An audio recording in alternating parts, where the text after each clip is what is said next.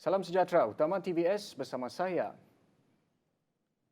Ruben Gomez. Dan saya Melissa Sahari dan antara tajuk-tajuk utama malam ini. Pelaksanaan projek di Balingian berjalan lancar.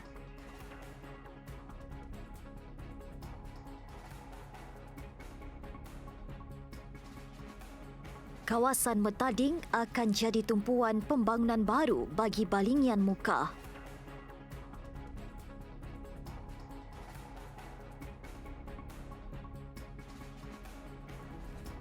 Keaslian putu piring Kampung Pulo bak permata.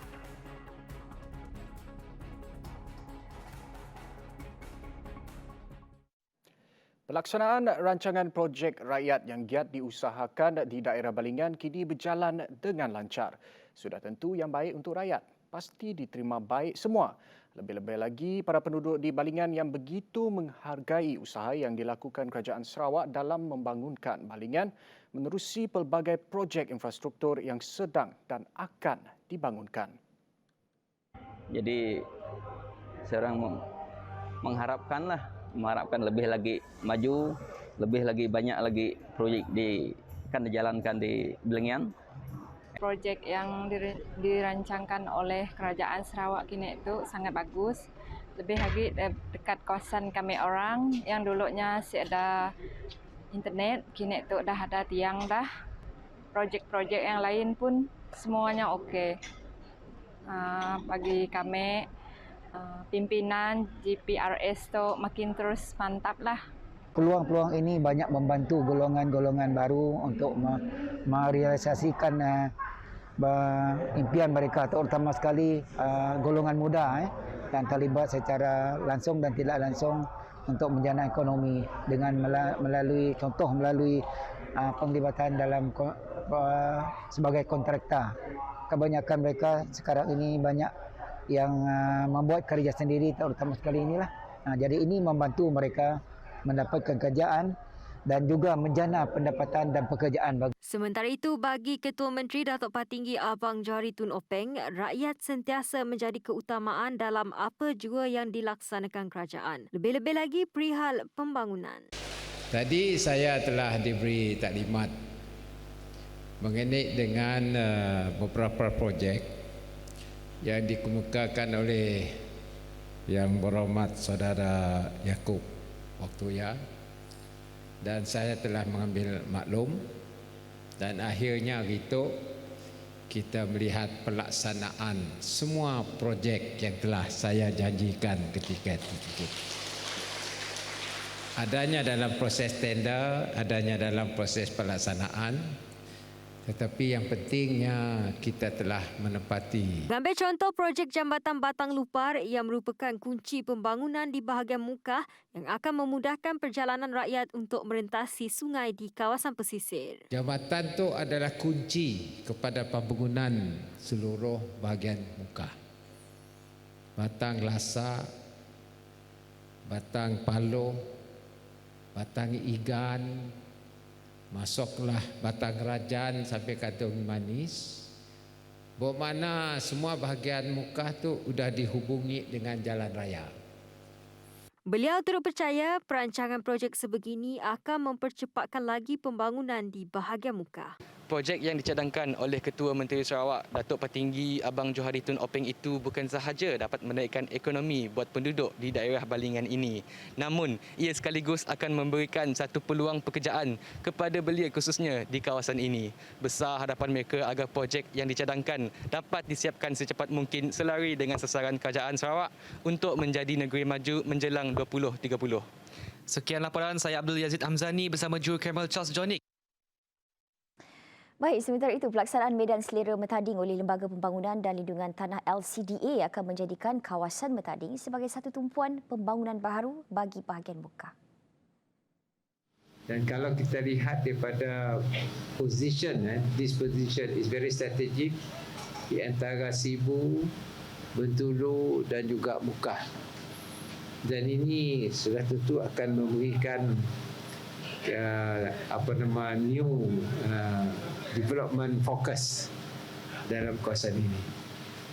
Dan saya dapat lihat bahawa perancangan ini sejajar dengan perancangan bahagian muka yang kita bangunkan. Mengulas mengenai kejayaan Petronas menemui telaga minyak dan gas baharu di perairan Cetek Balingan baru-baru ini, kata Abang Johari ia bakal menyuntik impak positif yang tidak hanya meliputi daerah kecil, malah di bahagian muka. Malah tidak menolak kemungkinan pangkalan operasi baharu akan diwujudkan di Mukah yang sekaligus berupaya memacu pembangunan di kawasan berkenaan. Manakala menurut Wali Kota Kadir Jamil pula, segala pembangunan yang dilaksanakan di Mukah akan membuka peluang kepada usahawan sekaligus menjadi tempat perhentian bagi pemandu dari kawasan Bintulu, Miri, Sarike dan Sibu. Dengan wujudnya Anjung Selera Metading ini juga akan memberi peluang kepada penjual-penjual makanan dan minuman dan sebagai pusat perhentian kepada pemandu yang dari arah Bintulu, Miri ke Mukah dan juga daripada arah Sibu, Serike ke Mukah, dan ini merupakan tempat yang strategik untuk kecil-kecil cili padi. Itulah perumpamaan yang sesuai bagi menggambarkan kehebatan Kelab Gudi Serike atau lebih dikenali sebagai Kegusa. Setelah 7 tahun penubuhannya, Kegusa kini bukan sekadar menjadi medan pertemuan peminat layang-layang tempatan, tetapi merupakan antara entiti yang telah menjulang nama Sarawak sehingga ke peringkat antarabangsa.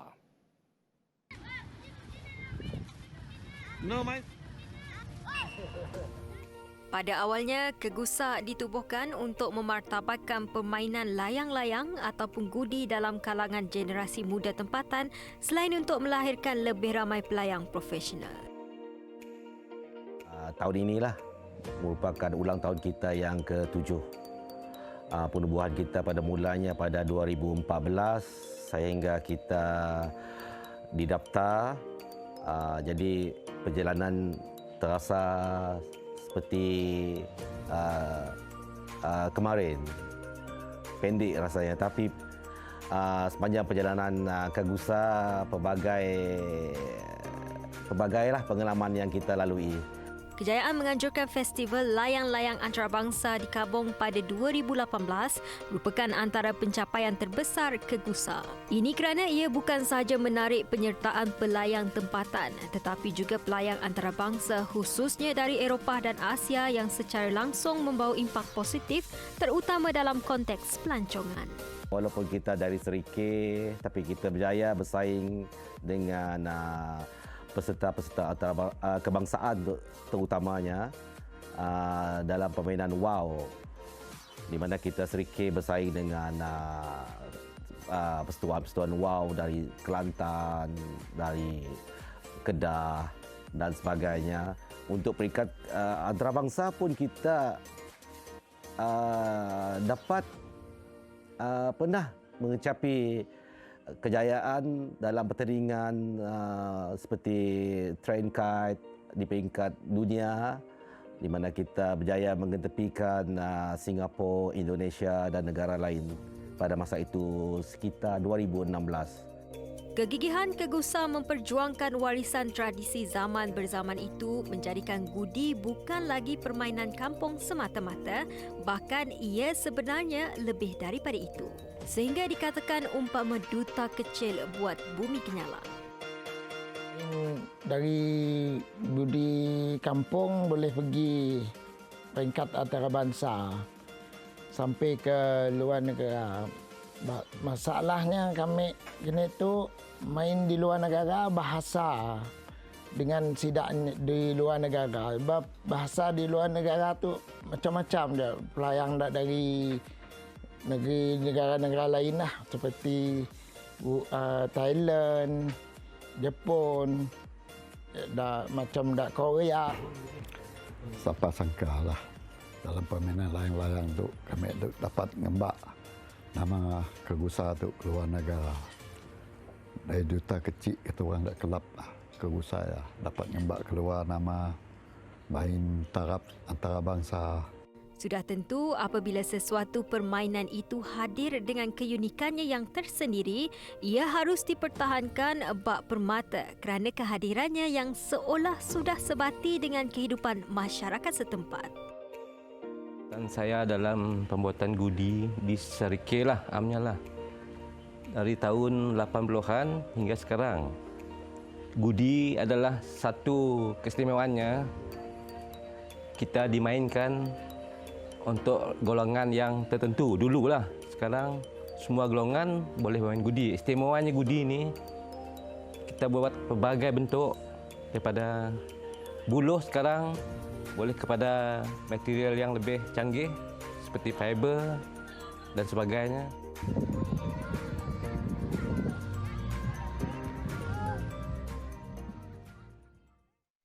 Baik, biarpun hampir ditelan zaman, namun siapa sangka putu piring yang terkenal di Semenanjung Malaysia boleh didapati di Kampung Pulau Hilir.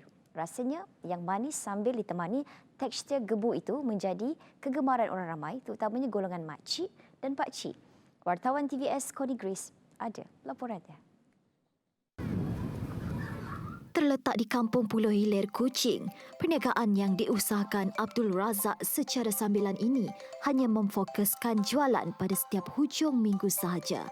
Ini adalah ekoran daripada proses pembuatannya yang rumit sehingga memerlukan persiapan sekurang-kurangnya 2 hari. Selain itu, cabaran seterusnya untuk membuat dalam pembuatan kuih putu piring adalah dia punya penyediaan kuih putu piring. Kalau kita tersalah langkah ataupun step, rasa kuih putu piring akan berubah dan bertukarlah.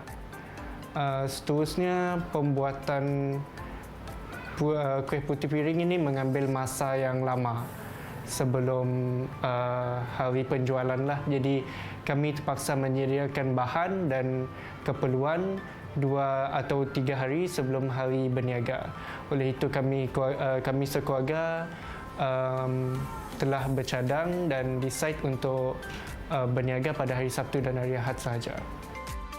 Putu piring, putu itu merupakan sejenis kuih yang berasal dari India, manakala nama piring itu pula datangnya dari piring yang digunakan. Begitulah dikatakan asal-usulnya nama putu piring itu sendiri. Mula diusahakan Nenda kepada Razak 20 tahun lalu. Kini, perniagaan tersebut diteruskan Razak bersama ibu saudaranya dengan mengekalkan resepi asal. Bagi Razak, sekiranya juadah khazanah itu tidak dijaga dengan rapi, tidak mustahil ia lenyap di sebalik kepelbagaian kuih moden yang terdapat dalam pasaran. Kami punya keluarga yang saya punya nenek dulu, dia pernah menjual kuih putu piring dalam lingkungan 20 tahun yang lalu lah. Okey. Jadi oleh kerana keluarga kami tidak menyambung penjualan kuih putu piring ini, jadi keluarga saya berhasrat untuk menyambung dan memperkenalkan balik putu piring kepada generasi yang barulah. Hadir dengan rasa manis campuran kelapa parut dan gula apung, putu piring popular tatkala Ramadan menjelma. Jika dilihat dari gaya pembuatannya, segalanya tampak mudah, namun sedikit silap langkah boleh berakhir dengan kegagalan. Kesalahan dia bancuhan air. Kalau tak betul cara bancuhan dia, rasa dia tak rasa macam putu piring. Rasa dia lain, macam rasa kuih biasa je lah. Ada sekali kita pernah tersalah buat. Rasa dia memang tak sedap. Dia sedap tapi bukan macam rasa putu piring lah. Lari rasa dia. Seperti biasa, sesuatu yang indah pasti sentiasa dicari-cari. Putu piring asli Kampung Pulau ada peminat tetapnya yang tersendiri. Dalam erti kata lain, tak lapuk dek hujan, tak lekang dek panas. Begitulah kehebatan kuih muih tradisional. Waktu zaman kecil-kecil, memang atong tesnya memang power lah. Bila dah dalam silap dah dalam 20 tahun dah kami isi masa kuih itu. Bila kami masa balik, teringatlah zaman dulu memang masih tuang. Tesnya yang power. Kuih lama, jadi kena kami pun orang lama lah, jadi minat lah, kena jarang orang yang buat untuk di kampung lah, memang situ aja lah ada malah memang sedap lah. Ya, kata orang nyonya dan gula pong. Jadi nya berasa dimakan, kata orang dah biasa makan. Keistimewaan kuih putu piring tu nya pun teksturnya lah lembut, nya pun apa nama teh intinya nionya pun nyaman juga lah. Kami biasa ngambil order dari office, dari kawan-kawan lah. Memerlukan kesabaran dan juga kemahiran yang tinggi dalam menghasilkan sebuah kuih putu piring dengan rasa yang sebenar. Kerana saya difahamkan proses ataupun teknik membuat putu piring ni agak sukar pada permulaannya. Jika salah satu step ataupun langkah dan penghasilan putu piring ini, rasa dia akan lari. Baik, saya nak teruskan saya punya putu piring ini. Sekian saja laporan daripada saya, Connie Grace, dan juga juru kamera Aziz Soleh untuk TVS Kuching.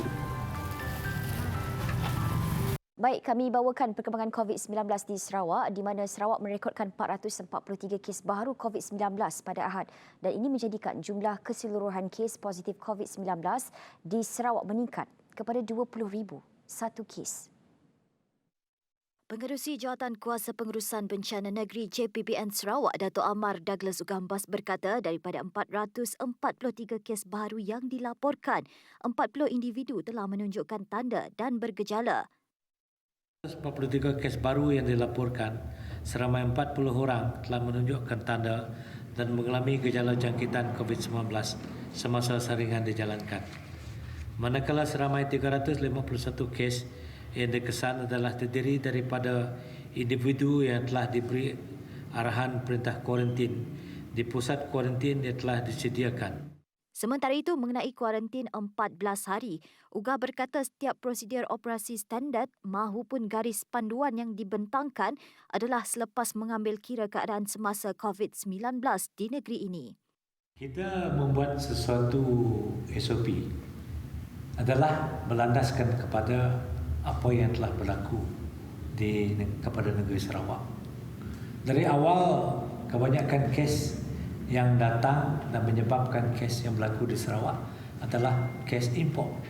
Misalnya kes Pasai adalah kes import yang mengakibatkan lebih 3,000 orang terjangkit. Begitu juga kes-kes, banyak kes yang lain. Sehingga sekarang masih terdapat, seperti hari ini ada satu kes import A dan satu kes juga import B.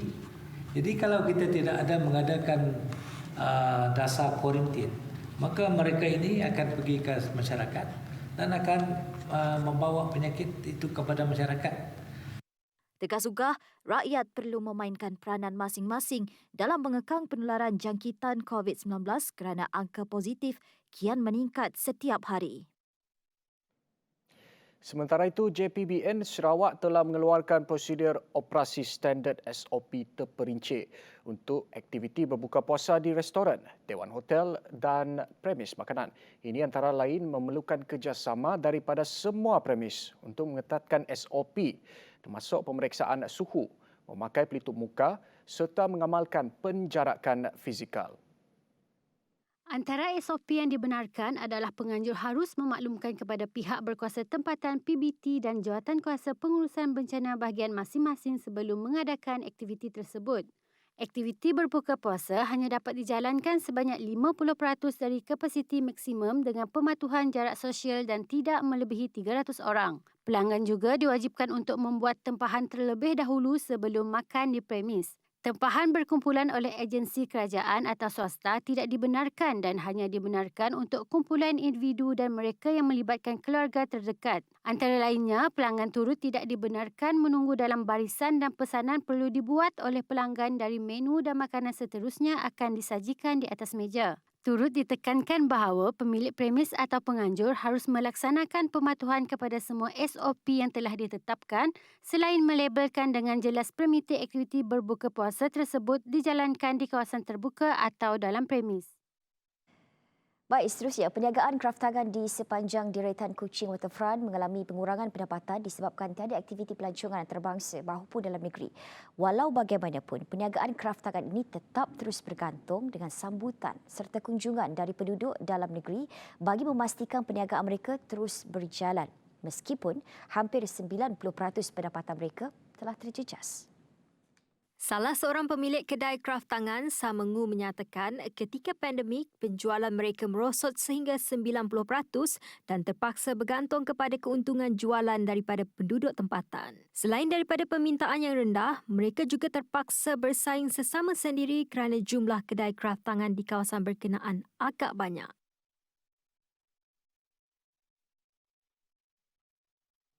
Memang merosot sebanyak 90% macam itu. Ya. Dan 10% itu tergantung kepada pelancong tempatan macam orang penduduk tempatan saja. Dan banyak kedai pelancongan sini juga dan high low demand, high banyak kedai juga. Jadi susahlah. Di sebalik mengharapkan kedatangan pelancong luar yang belum pasti bila, Sama berharap agar aktiviti pelancongan dalam kalangan penduduk tempatan dapat ditingkatkan melalui kebenaran kerajaan negeri merentasi daerah dengan pematuhan kepada prosedur operasi standard SOP yang lebih ketat.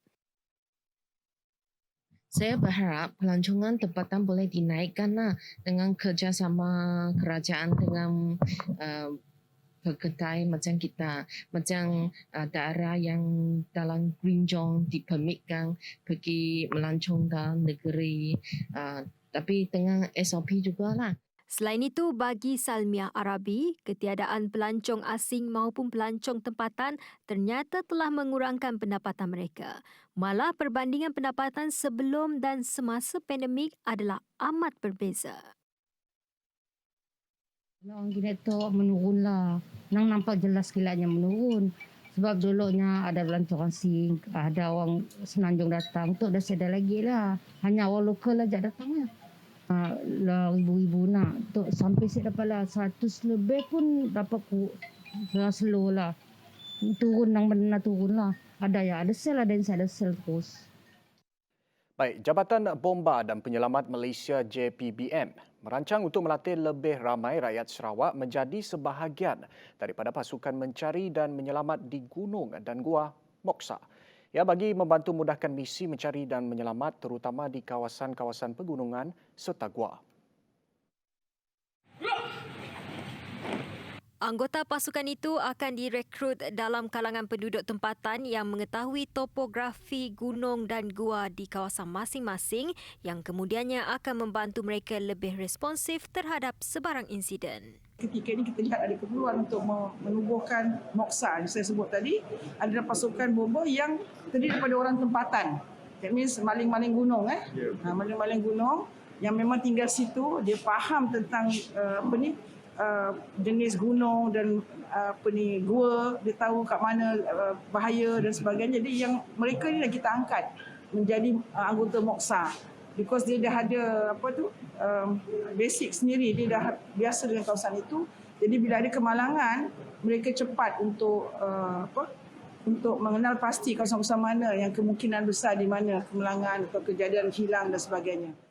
Anggota Moksar juga akan diberikan latihan untuk merawat dan menyelamatkan mangsa-mangsa yang sesat atau kemalangan semasa mendaki gunung dan gua. Mereka ni akan diberikan juga allowance, ada allowance dan peralatan. Dan kita latih dah, kita formalize them. Kita latih dia daripada SOP, bomba dan sebagainya. Dan kerja mereka adalah untuk menyelamatkan orang-orang yang tersesat ataupun kemalangan dalam kawasan gunung dan kawasan gua ni. Moksa pertama ditubuhkan pada 12 Julai tahun lepas di Mulu setahun selepas insiden lemas yang meragut nyawa pemandu pelancong Rovizal Robin dan seorang pelancong Belanda di Gua Rusa, Taman Negara Mulu. Moxa adalah unit baru dalam JBPM yang memberi khidmat yang lebih berkesan kepada masyarakat di samping perkhidmatan unit-unit lain. JBPM juga akan melatih lebih ramai penduduk tempatan untuk pasukan bomba sukarelawan dan bomba komuniti yang akan pertama membantu jika berlaku kecemasan. Setakat ini, 53 pasukan bomba sukarelawan telah ditubuhkan dengan 2,900 anggota dan 600 rumah panjang telah menjadi sebahagian pasukan bomba komuniti.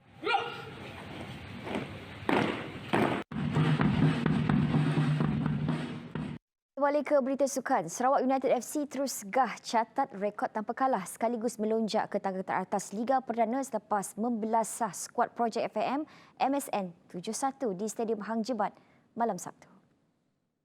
Usaha Sarawak United membuka jaringan seawal minit ke-15 telah menutup penguasaan skuad projek FAM MSN. Selang 2 minit, Sarawak United menambah gol pada minit ke-17 melalui Uche Akbar. Pada minit ke-30, sekali lagi benteng skuad berkenaan rapuh turut melalui Uche Akbar. Gawang bocor sekali lagi pada minit ke-45 selepas hantaran lintang Gopi Rizki dihantar ke jaringan oleh S. Canturu sekaligus mendahului 4-0 sebelum rehat masa pertama. Namun skuad pucuk muda terbabit berjaya memecah rekod tanpa bolos Sarawak United selepas berjaya menjarikan gol menerusi sepakan penalti pada minit ke-57 menerusi Azhar Haras Azman sekaligus memecah rekod tanpa bocor penjaga gol Muhammad Syarbini Alawi dalam 5 perlawanan. Dalam kegigihan skuad FAM MSN menambah jaringan, gawang mereka sekali lagi bocor menerusi jaringan Uche Akbar pada minit ke-61 ditambah lagi dengan Abdul Rahim yang turut membolosi pada minit ke-82 dan pada minit ke-89